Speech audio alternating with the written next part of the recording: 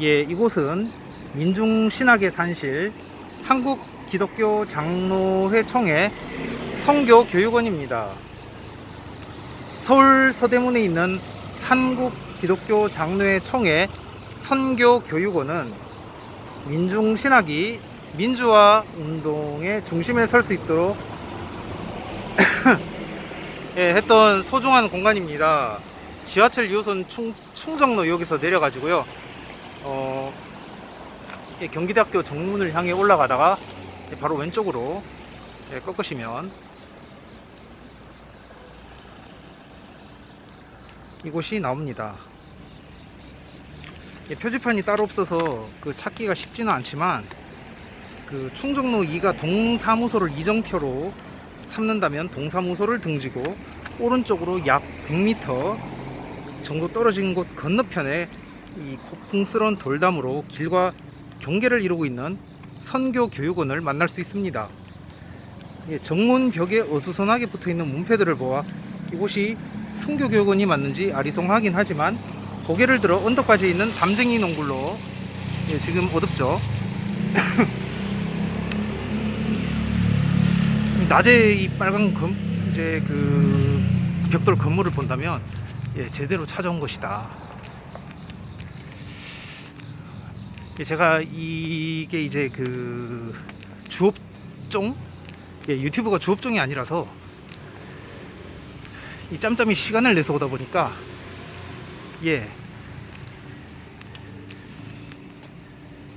이렇게 밤에 자꾸 오게 되는데, 이 플래시 기능을 켰는데 이 플래시 기능이 있더라고요. 저번엔 그냥 찍어서 이제 깜깜하게 놨었는데, 그래도 오늘은 저번과는 다르게 오늘도 에라 모르겠다. 2023으로는 적합한 것 같네요. 어두컴컴하게.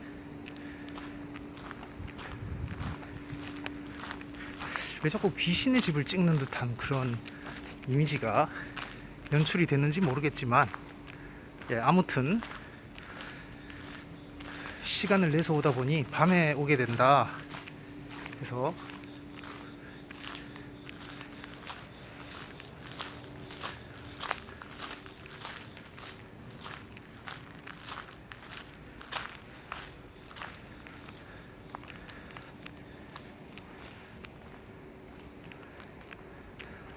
플래시 기능이 있는 줄 모르고 지금까지 어두컴컴한데 그냥 찍었는데, 이번에는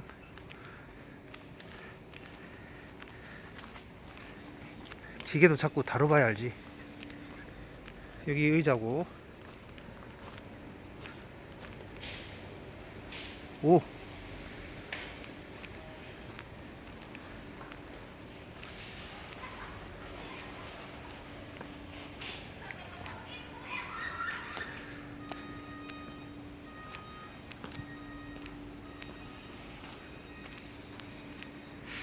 이 보이면 좋은데, 눈으로는 보이는데, 안타깝네요. 이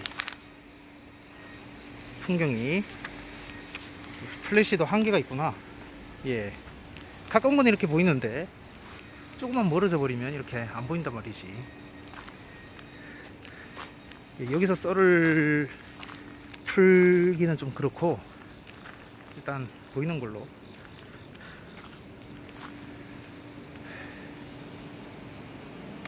썰은 내려가서 하는 걸로. 일단 여기는 찍는데 목적을. 민중신학의 산실은 이 선교교육원 지하에서 신학교, 서남동, 안병무 서남동, 이런 민중신학의 산실.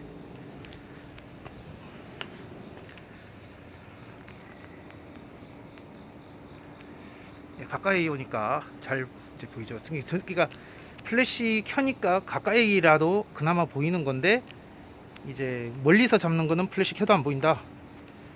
그렇게 되겠습니다.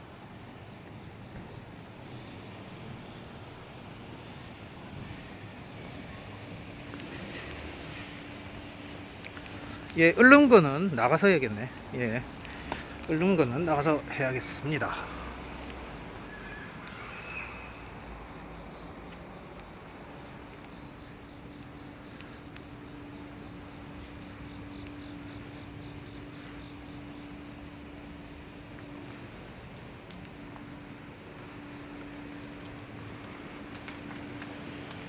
금연구요.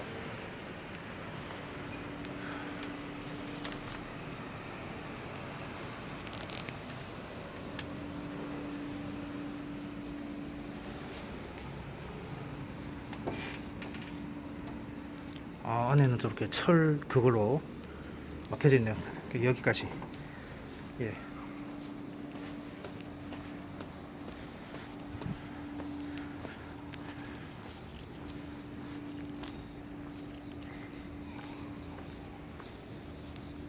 뭐야?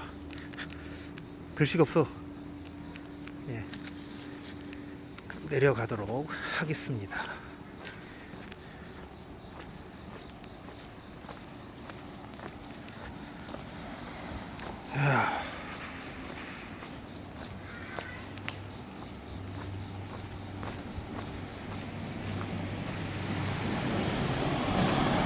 자, 이게 전부입니다. 전부인데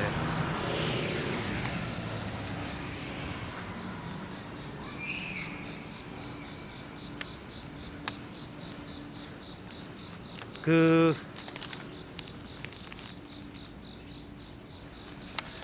70년대 한국의 정치 사회적 상황 하에서 태어난 것이 바로 민중신학입니다. 예, 민중신학은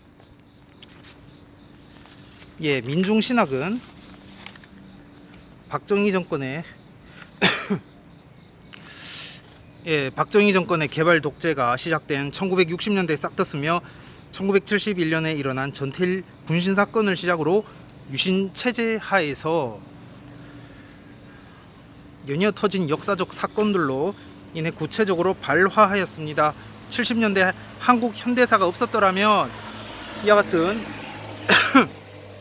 예, 양해해 주십시오. 예. 매우 독창적인 기독교 사상은 태어나지 않았겠죠.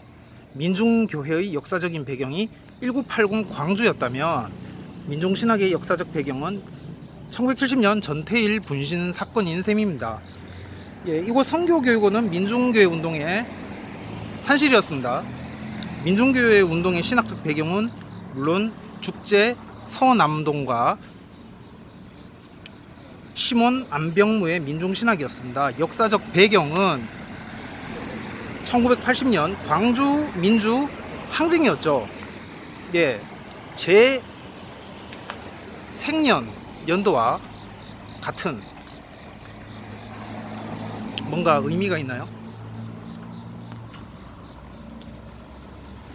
국가조창기도회 당시 한국교회 저명한 지도자들이 광주를 피로 진압하고 새 권력자로 등장한 군부 통치자를 위해 축복 기도를 하는 장면은 교회가 무엇인지를 묻게 했습니다. 이것은 민중교회 운동의 배경이 됩니다.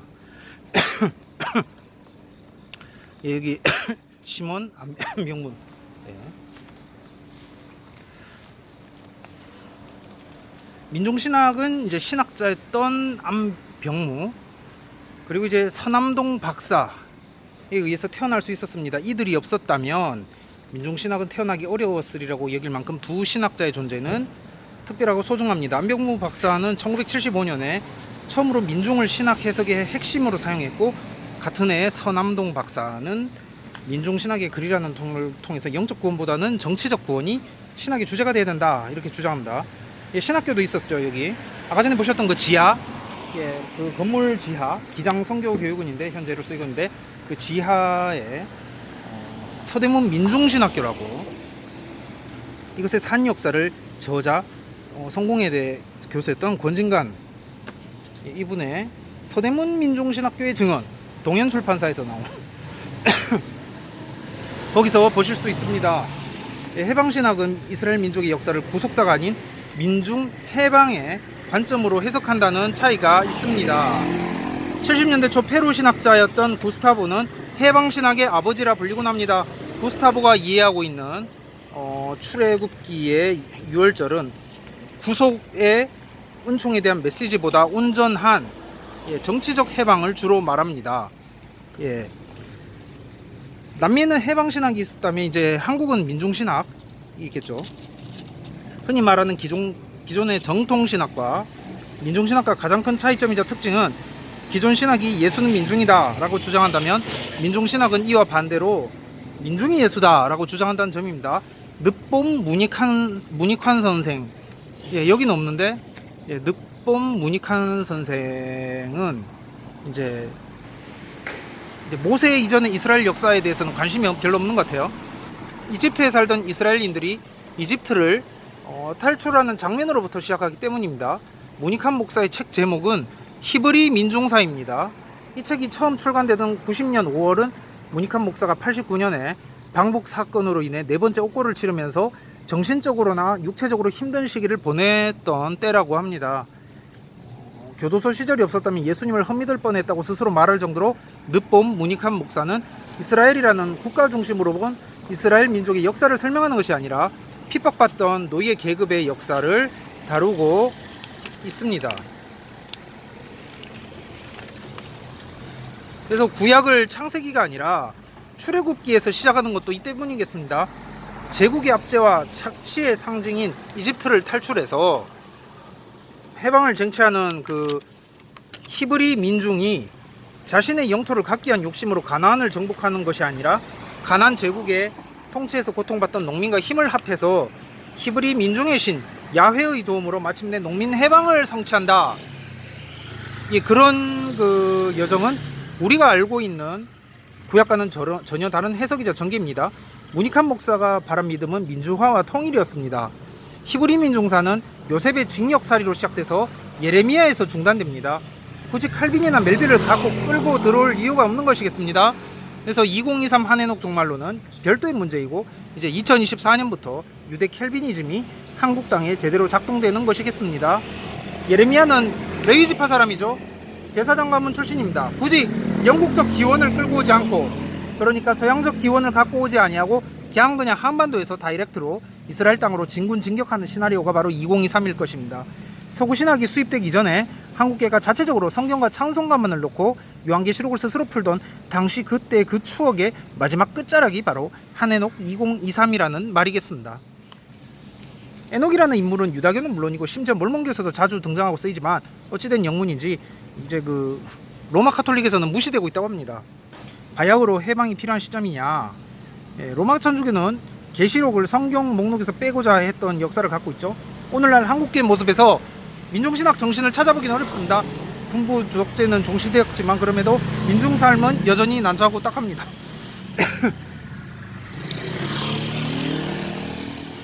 그래서 5년 전에 퇴임했던데 그 성공회에 대해 권진강 교수는 인도의 달리트 신학자들과도 만나서 깊은 대화를 나누었다고 합니다. 달리트는 이제 카스트 제도 밖에 있는 불가촉 천민을 뜻하는 말로 달리트 신학이란 곧 인도의 민중 해방 신학을 일컫습니다. 달리트 신학자들은 한국이 민중운동과 민주화 역사를 갖고 있다는 사실에 관심을 가졌죠. 이에 한국의 자생적 신학이 전세계 민중들의 해방을 위한 밑거름이 되길 희망한다고 결론을 내려볼 수도 있을지도 모를 일입니다. 그래서 한때 그 장로교가 옛날에는 존 녹스가 인기를 하면서 뭐 녹스처럼 막 뭐 들고 일러야지, 너네 왜 그러냐 그러면서 오히려 장로교 정신은 합동이나 이런 기존교단보다 기장이 더 그러던 때가 있었습니다. 그러니까 분리된 거예요. 그 구원 복음 이런 거는 영적 구원 이런 거는 합동이 가져가고, 사회적 부분은 이런 거 들고 일한 거 민주항쟁 이런 거는 이제 기장이 가져가고, 보수와 진보로 나뉘어서 쪼개져 뭐 들고 갔다 각자 뭐 그런 말 있었습니다. 그래서 정치적으로는 이제 과거 2017년에 그 박근혜 탄핵이 이명박계가 주도한 것이라면, 만약에 뭐 그렇게 하는 말도 있더라고요. 그러면 이번에 2022년은 박근혜계가 주도해서 윤석열을 내치는 것이냐, 민주당은 뒤에서 땔감이나 대주고 그리 되는 것이냐, 뭐 이런 말도 있습니다. 대체 내년에 실제로 종말이 오는 것이냐. 온다면 어떠한 형태로 올 것이냐, 기존대로 예수 재림이냐, 아니면 이와는 변형된 형태의 남북 통일이냐, 아니면 윤석열 탄핵이냐, 현재는 알 수 없습니다. 내년은 어떻게 될까요? 예, 그러면 다음 편에서 뵙겠습니다.